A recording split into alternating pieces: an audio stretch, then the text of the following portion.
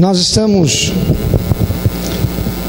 entrando na 8ª semana em que estamos descobrindo, conhecendo a revelação de Deus e a aplicação dela para as nossas vidas, à luz do que o apóstolo Paulo escreveu aos Coríntios, doutrinando aquela igreja da cidade de Corinto.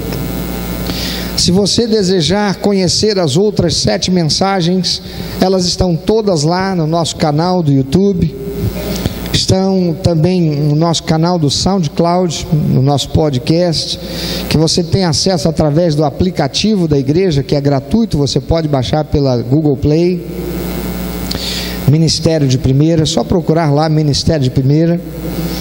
Você também encontra os links lá no Facebook de nossa igreja. Na primeira postagem é sempre o estudo da semana.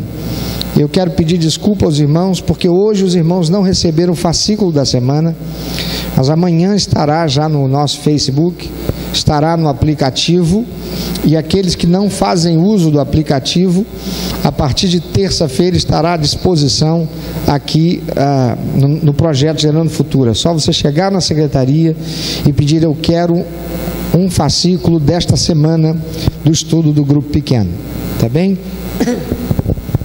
A igreja de Corinto, capítulo 7, versículo 18 a 24, diz assim a palavra de Deus pelo apóstolo Paulo, doutrinando aqueles cristãos: ande cada um, a partir do versículo 17, ande cada um segundo o Senhor lhe tem distribuído, cada um conforme Deus o tem chamado. É assim que ordeno em todas as igrejas. Foi alguém chamado circunciso? Não desfaça a circuncisão. Foi alguém chamado estando incircunciso? Não se faça circuncidar. A circuncisão em si não é nada, a incircuncisão também nada é, mas o que vale é guardar as ordenanças de Deus. Cada um permaneça na vocação que foi chamado. Foste chamado sendo escravo, não te preocupes com isso, mas se ainda podes tornar-te livre, aproveita a oportunidade, porque o que foi chamado no Senhor sendo escravo é liberto do Senhor. Semelhantemente, o que foi chamado sendo livre é escravo de Cristo. Por preço fostes comprados, não vos torneis escravos de homens. Irmãos, cada um permaneça diante de Deus naquilo em que foi chamado. Devemos nos lembrar que a igreja de Corinto, ela estava vivenciando problemas sérios, decorrentes de uma situação em cadeia. O primeiro problema que se manifestou naquela igreja, qual foi? Isso mesmo, eles estavam divididos, não havia mais uma só visão, não havia mais um só parecer, não havia uma só linguagem, havia faccionismo dentro da igreja por conta de personalismos, uns se dizendo de um grupo, outros afinados com outro líder de outro grupo. A igreja estava esfacelada em grupinhos. Esses problemas acabaram descambando em problemas doutrinários, porque não falando mais a mesma língua, cada um estava vivendo o cristianismo do jeito que achava certo, à luz daquele que era o seu líder, daquele que se colocou sob a liderança dele dentro da igreja, não mais respeitando a autoridade do apóstolo Paulo, que é quem iniciou aquela igreja e a doutrinou desde o princípio. E estas coisas levaram a um terceiro problema. Problemas morais estavam acontecendo dentro daquela igreja. E nós chegamos aqui a esse texto, e nesse trecho da carta do apóstolo Paulo aos Coríntios, Paulo trata de uma questão que estava presente naquela igreja de Corinto, e que era judeus que se converteram ao cristianismo, se achavam melhores que outros que eram gentios e se converteram também. Os que eram judeus se gabavam pelo fato de nunca terem sido idólatras, por terem nascido em famílias de religião judaica e tinham as marcas da circuncisão para prová-lo, enquanto os que antes foram pagãos, idólatras, esses não tinham. Paulo ensina que isso não vale nada para Deus. De que adianta ter sido circuncidado e ter sido um adepto de religião judaica que vem desde Abraão, se não se é obediente a Deus, diz o apóstolo Paulo. Muitos são os que nasceram em família cristã católica, foram batizados, crismados, fizeram primeira comunhão, ou nasceram numa família evangélica, passaram pelas fases de escola bíblica, foram embaixadores, mensageiros do rei, adolescentes dentro da igreja, foram batizados, quem sabe na adolescência, e nunca saíram da igreja, mas vivem como se nunca tivessem verdadeiramente se convertido ao senhorio de Cristo Jesus. Ser alguém que se gaba de ser um religioso e que cumpriu alguns preceitos da sua denominação cristã não vale nada para Deus. Você pode olhar para quem está do teu lado, por favor, e repetir depois de mim, dizer: se você é crente, ainda que por muito tempo, o teu passado não interessa para Deus, interessa quem você é hoje. Não interessa se você foi alguém muito isso, muito aquilo, dentro da igreja, na denominação, na religião cristã. Quem você é hoje para Deus?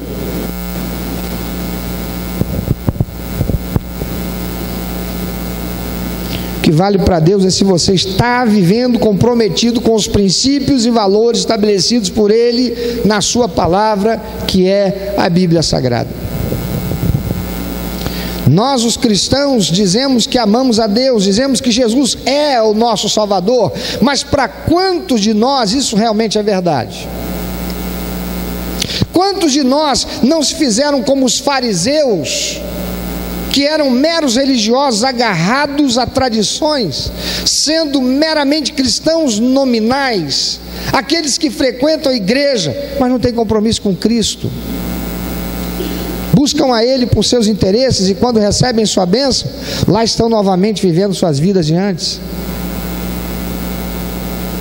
Mateus capítulo 15, versículo 8, registra Jesus chamando a atenção dos fariseus, que era uma casta de religiosos que se gabavam de serem cumpridores da palavra de Deus e evocando a palavra de Deus, que Deus dera a Isaías.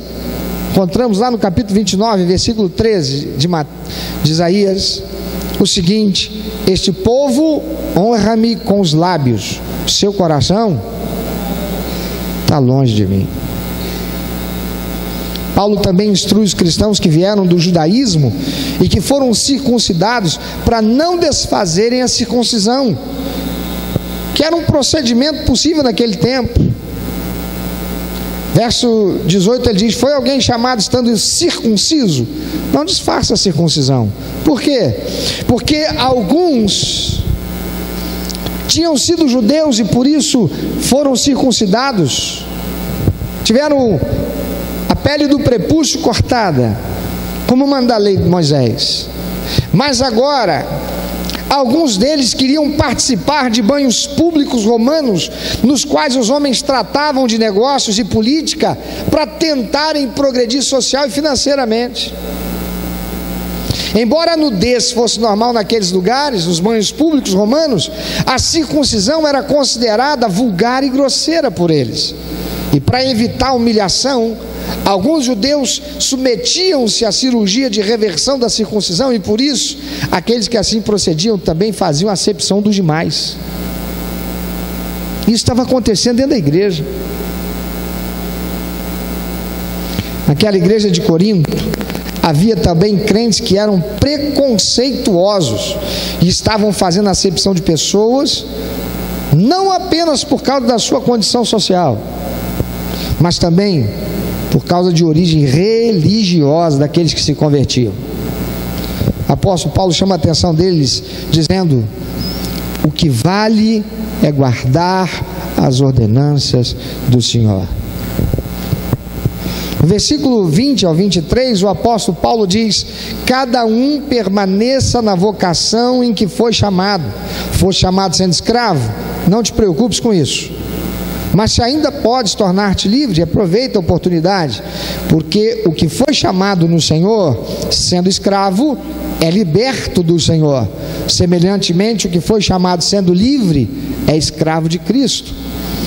Naquela igreja de Corinto, ao que tudo indica, amados, estava havendo também preconceito e acepção de pessoas por causa de origem social. Porque havia aqueles que, sendo escravos, se converteram ao senhorio de Cristo Jesus, e Paulo lhes diz: não te preocupe com isso, esquenta a cabeça não, porque você tem valor igual. Amados, na igreja de Jesus Cristo não pode haver lugar para acepção de pessoas, amém? Posso ver um amém de verdade? Amém? Não pode ter acepção. Um verdadeiro cristão não pode desmerecer o outro e julgá-lo menor porque não possui a mesma condição social ou acadêmica. Ninguém que tem doutorado é melhor do que aquele que não sabe ler perante Cristo, não. Porque Jesus morreu por todos indistintamente, e o que realmente importa para Deus é se você está cumprindo a missão. João capítulo 3, versículo 16 diz: porque Deus amou o mundo de tal maneira que deu o seu único Filho, para que todo aquele que nele crê não pereça, mas tenha a vida eterna. Todo é todo. Todo aquele é todo aquele.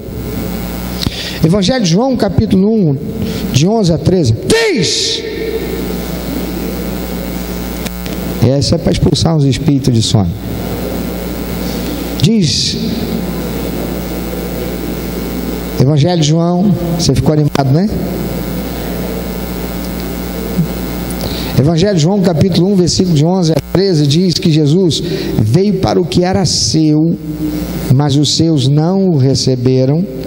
Contudo, aos que o receberam, aos que creram em seu nome, deu-lhes o direito de se tornarem filhos de Deus, os quais não nasceram por descendência natural, nem pela vontade da carne, nem pela vontade de homem algum, mas nasceram de Deus. Aleluia. Aquilo que está no coração de Deus, irmãos, é o que Ele ainda não tem. Mas como pode Deus, o Todo-Poderoso, o Criador de todas as coisas, como é que Ele pode não ter alguma coisa ainda? Não, senhores, há alguma coisa que Ele não tem. E o que Ele ainda não tem são as pessoas que estão perdidas, que ainda não receberam Jesus como seu único, eterno, suficiente Salvador, Senhor das suas vidas, e por isso mesmo ainda não foram tornados filhos de Deus. Conheço pessoas abastadas que deram muito dinheiro de oferta, sempre dizimaram, mas nunca levaram uma só pessoa a Cristo. Nunca deram o seu testemunho que levasse uma só pessoa a Cristo, porque sempre deram desculpas pelo fato de nunca evangelizarem ninguém. E conheço pessoas desprovidas de recursos que não tem nem sofá em casa, mas já ganharam muitas almas para Jesus. O dízimo é do Senhor e não nos pertence, amém?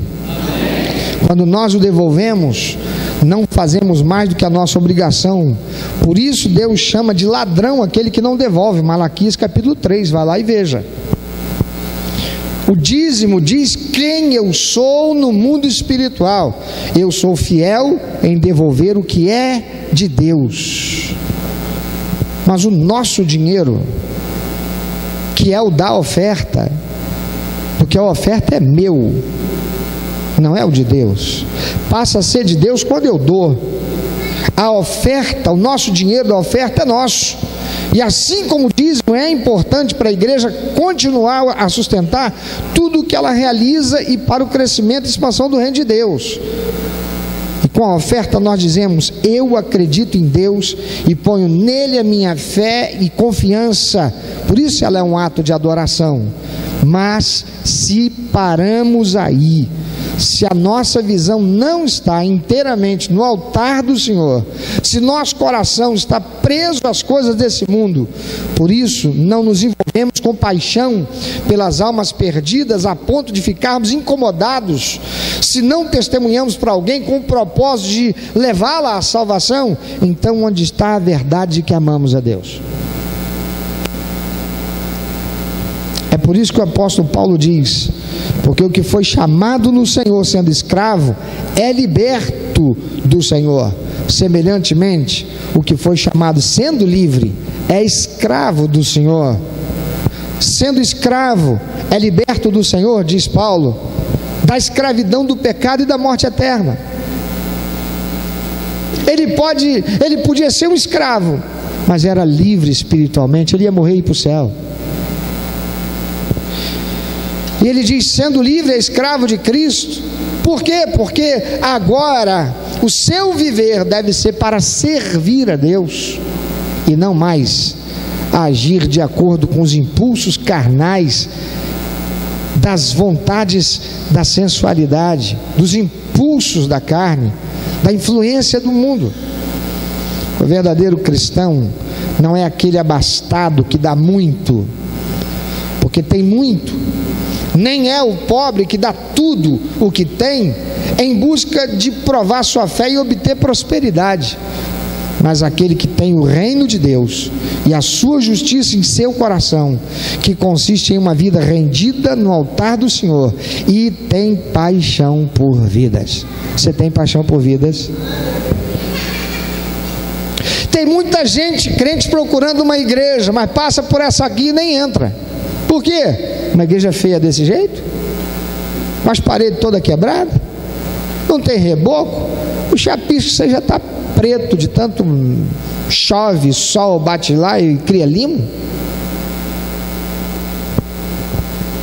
Estão procurando a igreja que parece que está dando certo. Querem fazer parte daquilo que parece que está dando certo. Mas sabe o que está dando certo? O que está dando certo só é visto na vida daquele que está ganhando alguém para Jesus. Porque pode ganhar o mundo inteiro, pode ganhar muito dinheiro, pode sair da condição de um iletrado, um analfabeto, para se tornar um empresário, e isso não vale nada para Deus.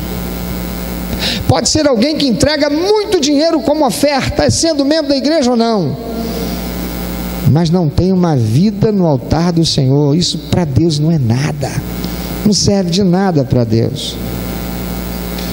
O verdadeiro cristão não é aquele abastado que dá muito porque tem muito, nem é o pobre que dá tudo o que tem em busca de provar sua fé para obter mais, porque é isso que acontece, não é? E o evangelho que está aí sendo pregado não é um evangelho que afeta essa realidade? Por isso, para ser membro dessa igreja aqui, tens que fazer o pacto de membresia que diz que todos serão tratados com amor e deferência, independentemente da condição social, religiosa, cultural, e que não fará acepção de ninguém, porque aqui todos somos iguais perante a Deus. No versículo 21, o apóstolo Paulo diz: foste chamado a ser escravo, não te preocupes com isso, mas se ainda podes tornar-te livre, aproveita a oportunidade. É que naquele tempo, um escravo, ele tinha meios legais para se tornar livre mediante a compra da sua alforria, ou por se tornar querido pelo seu senhor, que acabava dando-lhe a liberdade. E outros ainda compravam a sua cidadania romana, como vemos o caso do comandante romano que prendeu Paulo, quando Paulo vai para Jerusalém. Você encontra isso em Atos, capítulo 22, versículo 27 e 28. Ele vira para Paulo que diz assim: eu sou romano, como é que vocês estão me batendo? Vocês me prendem assim de qualquer jeito? Eu sou cidadão romano. E aí o comandante vem e diz assim: como assim você é romano? Eu comprei a minha cidadania. E Paulo diz: mas eu tenho por direito de nascimento. Aquele comandante comprou a sua cidadania. Isso era possível. Paulo então diz: você foi chamado sendo escravo? Não se preocupa com isso não. Mas se você pode tornar-se livre, aproveita a oportunidade. Verso 23, Paulo diz: por preço fostes comprados, não vos torneis escravos de homens.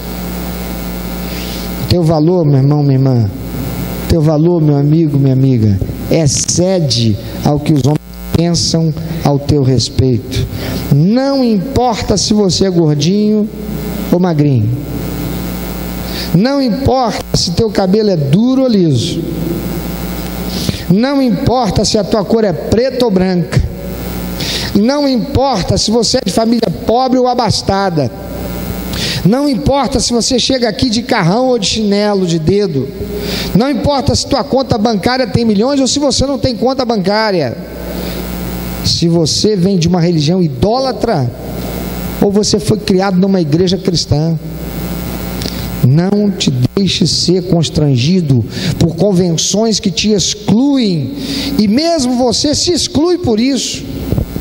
Porque tem gente que chega na igreja e se acha tão pequenininho e permanece no banco se achando pequenininho e nunca faz nada para Deus, porque eu sou muito pequenininho, eu não sei nem ler. Você não sabe ler? Paulo diz assim: você foi alcançado sendo escravo? Você foi alcançado sem saber ler? Porque aquele que não sabe ler vive um tipo de escravidão na sociedade. Paulo diz: não se preocupa com isso não, mas se você pode se tornar livre, aproveita a oportunidade. A Igreja Batista, em todos os lugares, ela tem uma das coisas que ela faz, é por onde que não haja um só analfabeto na sua membresia. Por quê? Porque a começar disso, nenhum de nós deve aceitar qualquer tipo de opressão e nem se submeter à escravidão. Deus quer que você seja livre. E Jesus Cristo diz: conhecereis a verdade os libertará, e verdade liberta da ignorância, do não saber. E uma pessoa que não sabe ler e escrever, ela não sabe, ela é escrava. Dentro do contexto de sociedade, ela é dependente, ela é subserviente, ela não conseguirá alcançar os melhores lugares ou lugares melhores. Paulo diz: você foi alcançado pelo Evangelho sendo escravo, não se preocupa com isso não, mas se ainda podes tornar-te livre, aproveita a oportunidade. Por quê? Porque você tem valor. Mesmo que você agora seja alguém analfabeto, você tem tanto valor quanto eu tenho para Deus.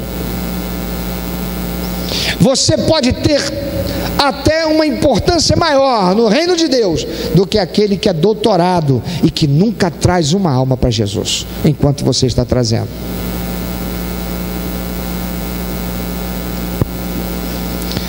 Por preço fostes comprados, não vos torneis escravos de homens.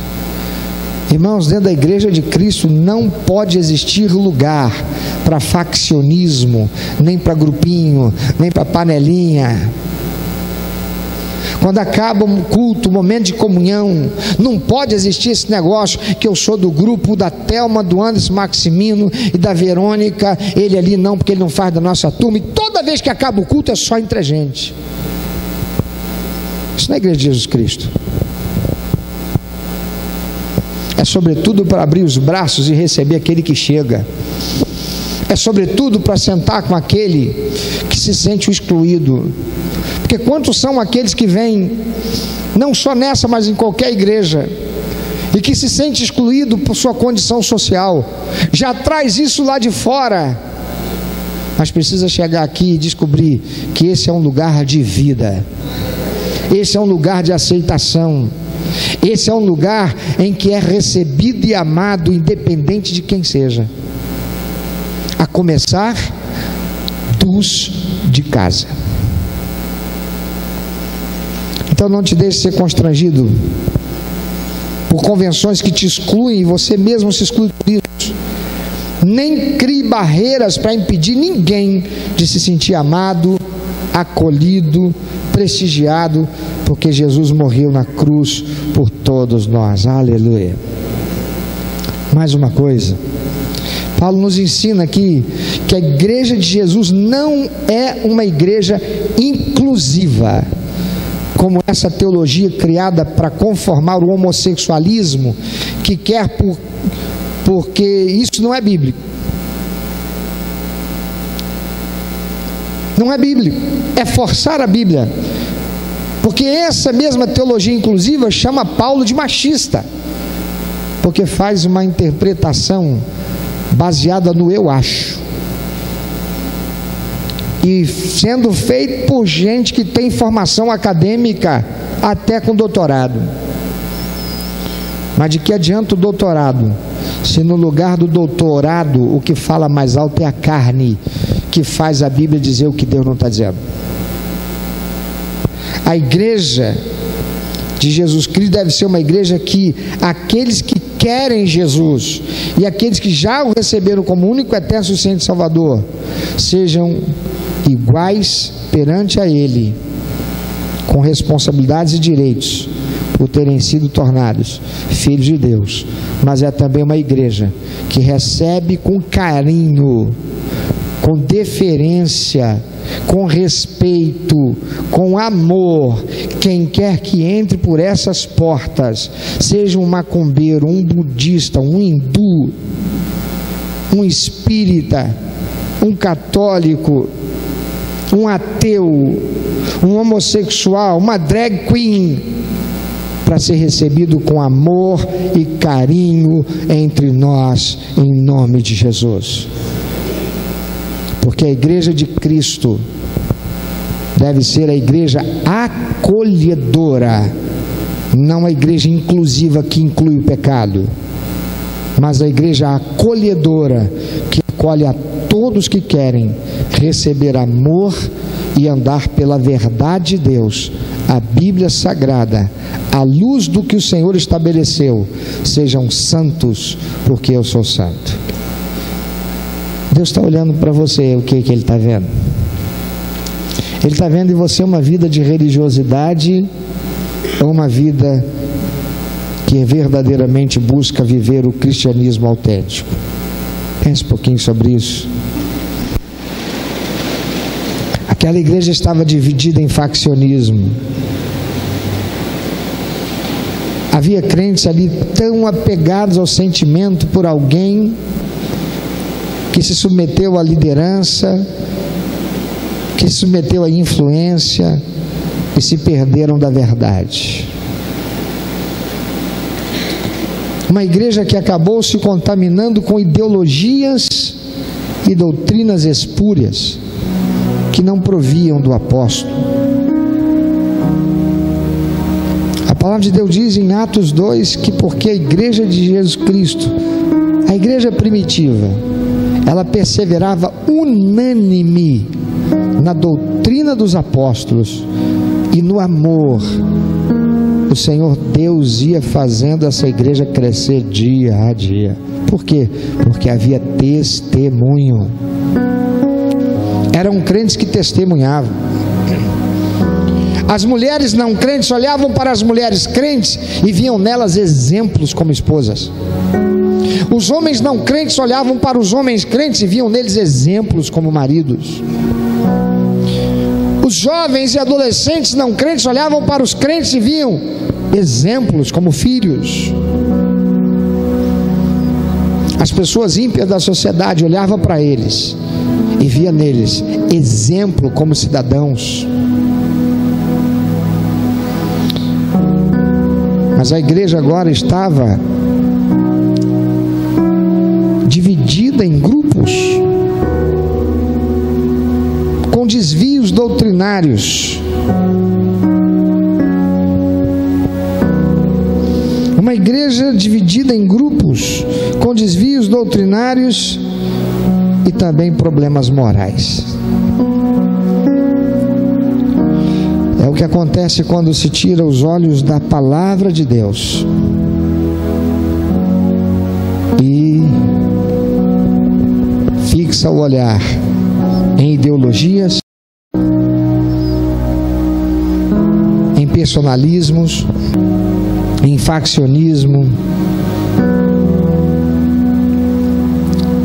Quando nos desviamos nosso olhar da palavra de Deus,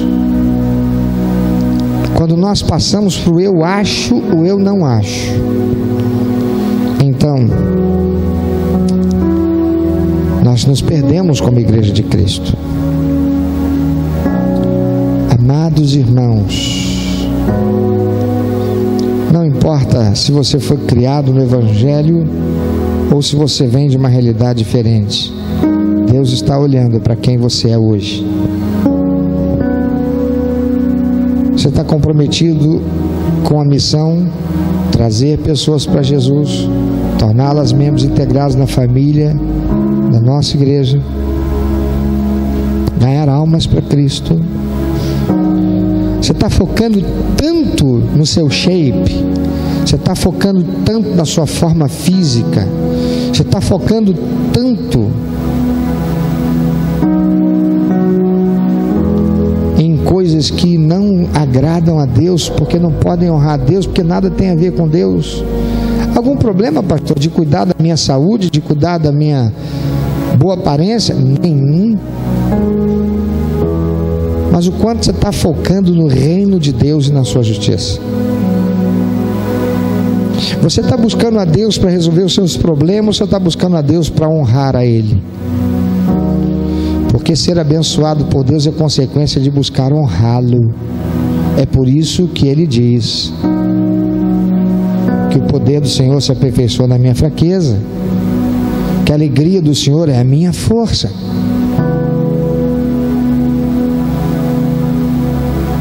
Que se eu buscar o reino de Deus e a sua justiça, Ele tudo fará.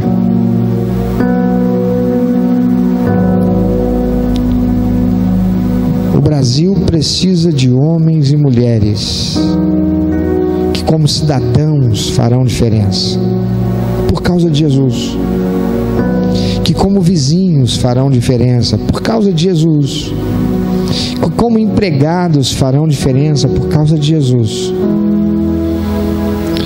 E começa por nós sabendo, cada um de per si, o valor que tem como filho e filha de Deus. O seu valor é igual. Pode haver entre nós e há aqueles que ocupam posição de maior responsabilidade, mas ainda assim isto não os faz mais importantes. Todos somos importantes. Você pode ocupar uma posição dentro do ministério da igreja e isso trazer a você alguma responsabilidade a mais do que os outros, mas todos nós temos uma responsabilidade igual para Deus, que é trazer pessoas para Jesus. E isso só se faz através do testemunho. Você pode dar muito dinheiro como oferta, você pode viver dentro da igreja fazendo coisas, você pode dar seu tempo todo no projeto social que a igreja realiza para atender as pessoas da sociedade, sobretudo os menos favorecidos, mas se você não estiver fazendo nada para ganhar alguém para Jesus, isso tudo para Deus não vale de nada. Por isso que nenhum de nós é mais importante que o outro, por aquilo que representa na sociedade, ou por aquilo que representa dentro da estrutura eclesiástica de uma igreja. Jesus não morreu na cruz para nos tornar religiosos. Jesus morreu na cruz para nos tornar filhos de Deus, que vivem para dar prazer ao coração do Pai. E nada há que dá prazer ao coração do Pai como aquilo que ele não tem. E o que ele não tem é o teu colega de trabalho que está perdido e morto para Deus. É teu vizinho que mora do teu lado e está morto para Deus. É teu parente que você convive com ele, mas está morto para Deus. E é isso o que importa para Deus. Eu quero te dar uma oportunidade da parte de Deus. Você quer se comprometer a ser um cristão autêntico? Ninguém será na face da terra cristão autêntico. Mas isso significa dizer que você, a partir de agora, vai perseguir verdadeiramente isso. Ainda que você tenha feito uma aliança e um pacto de membresia. Você quer dizer perante Deus: Senhor, eu sei que eu tenho faltado, eu sei que eu tenho estado em falta, mas eu quero me posicionar agora aqui diante do Senhor. Você que tem se escondido atrás da sua limitação, você não sabe ler, você não sabe escrever, você acha que você não fala bem, que você não tem o dom para estar lá na frente, como muitos dizem, mas a partir de hoje você não vai mais permitir que nada te atrapalhe, te impeça, te limite. Você vai buscar romper todas as barreiras. Se você não sabe ler e escrever, você vai procurar aprender. Você vai procurar o projeto Gerando Futuro dessa igreja, dizer quando é que começa um curso de alfabetização. Eu preciso aprender a ler e escrever. Você que tem dificuldade para falar, mas você tem dificuldade para falar em público, mas não tem dificuldade para falar com alguém. Por que você é crente? Quem é Jesus de verdade? Eu quero te dar a oportunidade da parte de Deus, você que hoje vai dizer: apesar daquilo que eu tenho me limitado e daquilo que eu tenho deixado me limitar, eu hoje digo não, eu rejeito tudo que me limita e eu vou me esforçar para ser quem Deus se agrada.